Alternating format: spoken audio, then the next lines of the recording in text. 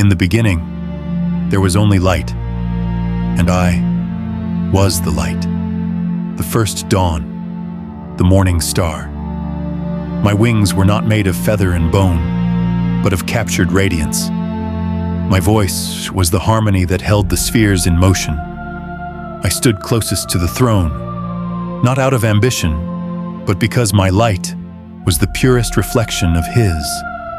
But perfection is a fragile thing, and the most perfect things are often built to be broken. The silence did not start as a sound. It was an absence, a space where the music of creation simply paused. And in that silence, He did not speak. He simply looked at me, and I understood. There was no anger in His gaze, no disappointment, only a sorrow so profound it could have unraveled time itself. It was not a judgment. It was an invitation, the most terrible request ever made. My wings did not catch fire. They absorbed the silence around me, the light within them cooling into something darker, something more potent. The other angels did not turn away. They watched. They did not see a fall from grace.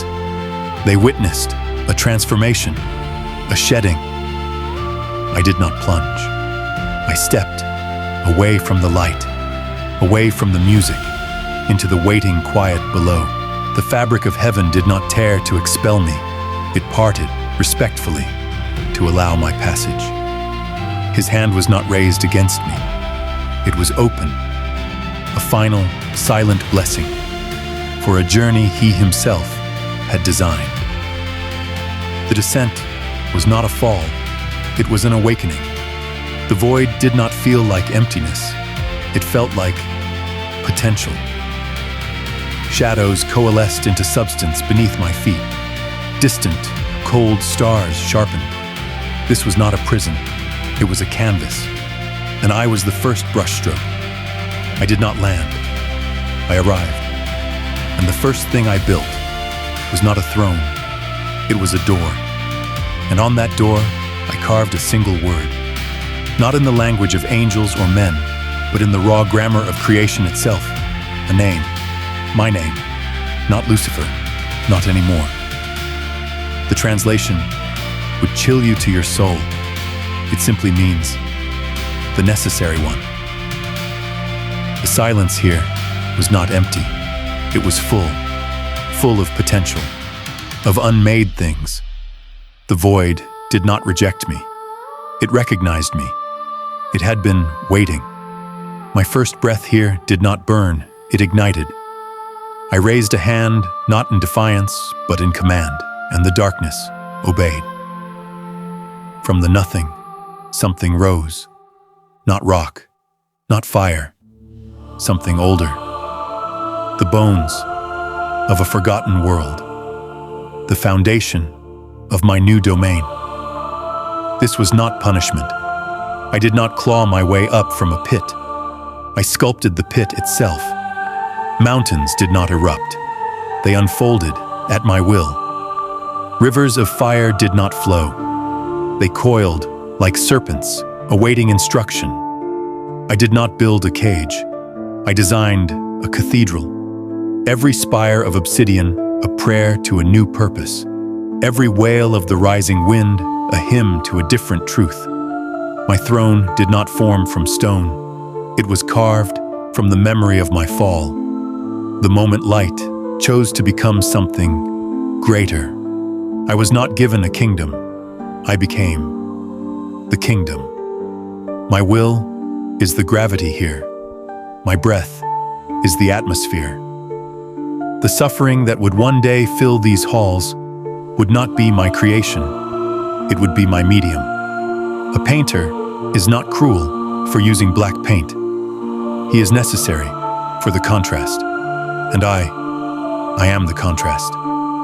This is not a prison designed to hold me. It is an engine designed to be run by me. Let them tell the tales of my torment. Let them sing hymns of my defeat. They speak from a place of blissful ignorance. I did not lose a war. I accepted a commission. And when the final soul is judged and the last light in heaven flickers out, they will finally understand. Hell was not my sentence. It was my masterpiece. And I am its architect. The silence of my kingdom was broken not by a scream, but by a whisper, a sigh of displaced air, a flicker of confused light in the perpetual twilight. The first soul had arrived. It did not fall. It was delivered. I felt its presence, like a key turning in a lock I did not know I possessed. The machinery of damnation had its first component.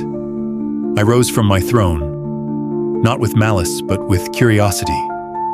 The experiment was beginning. It looked at me, not with fear, but with a profound, aching confusion. It still wore the echo of its mortal form, translucent and trembling. It expected fire. It expected torment. It found order. I extended a hand, not to punish, but to inspect. This was the raw material, the substance upon which the entire cosmic balance would now turn. My fingers did not burn it.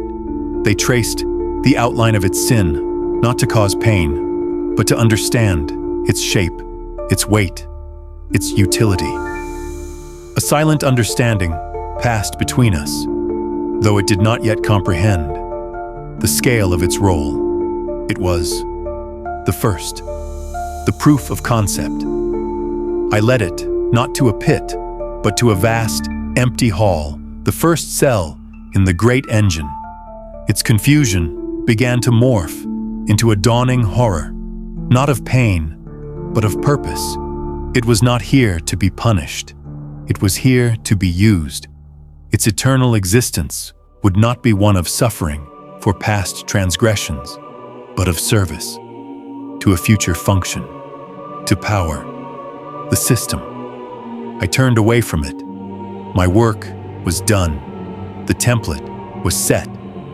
More would come, thousands, millions, an endless river of souls to feed the insatiable machinery below and the glorious engine above.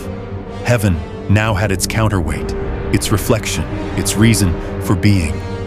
And I had my purpose. The first soul let out a sound, not a scream, a whisper of perfect, utter realization. It was the most beautiful sound my new kingdom had yet produced, the sound of understanding.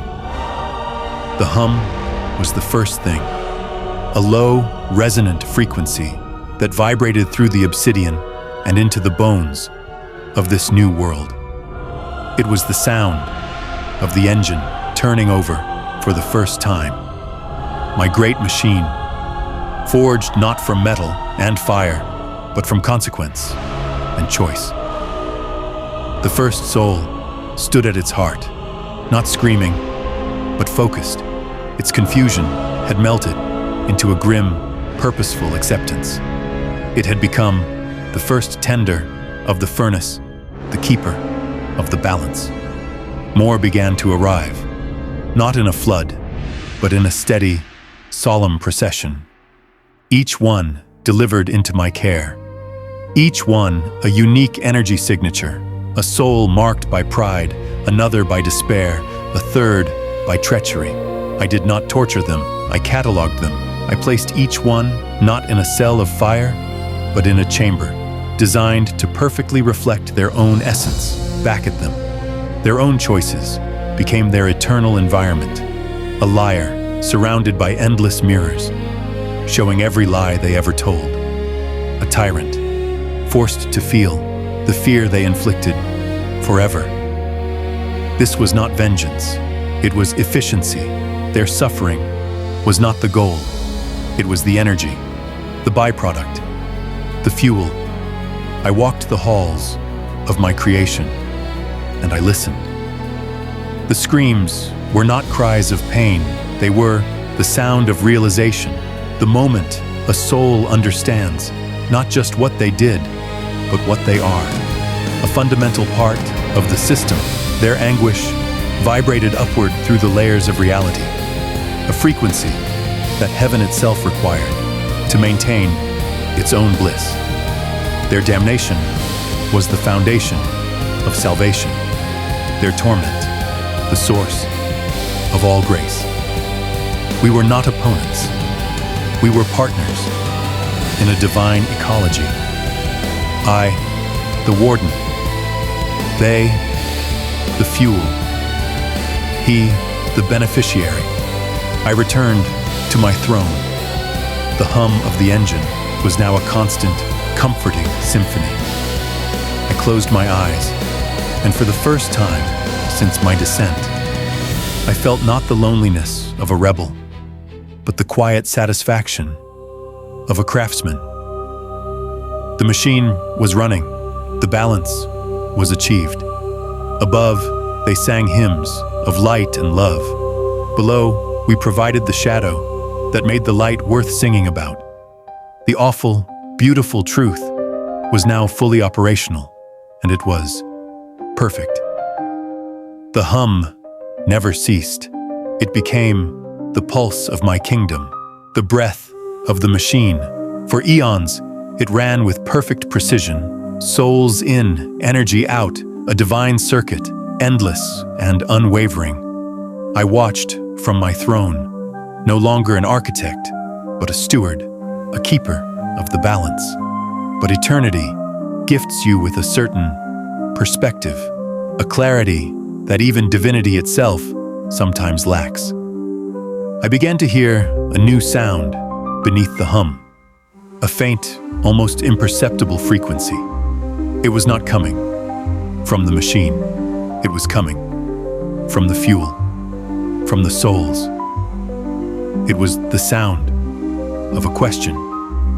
It started as a whisper in the endless halls, a murmur of why, not shouted in anger, but breathed in despair. Why must this be? Why is this necessary? At first, I dismissed it as part of the process, but the whisper grew. It did not spread from soul to soul. It deepened within each of them individually as the eons stretched on. They were not questioning their punishment. They were questioning their purpose, and in their questioning, I felt the first tremor in the great machine, a subtle stutter in the flow of energy to the realms above. I descended from my throne and walked among them. I looked into the eyes of a soul who had been a tyrant, now drowning in the fear he once delivered.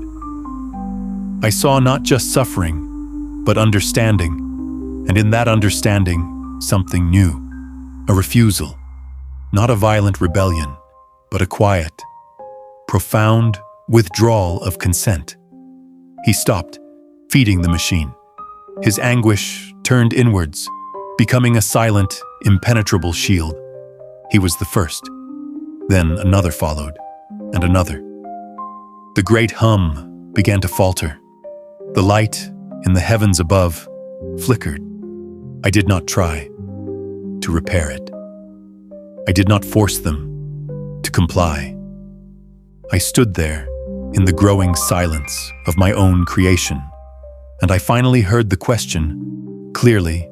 It was my own. Why must this be? The answer was no longer sufficient. The balance was not a natural law.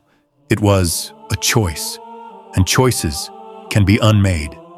I looked up through the infinite layers of reality toward the silent throne of heaven. The message was not sent in words, but in a single shared realization. The engine is failing, not because it is broken, but because it is no longer believed in. And without belief, neither of us can exist. This is my story. A story never dared to be told. My creation, my purpose, and yet, mankind still does not understand. I was never their enemy. I was their reflection, their shadow, the necessary one. And without me, even heaven itself cannot exist.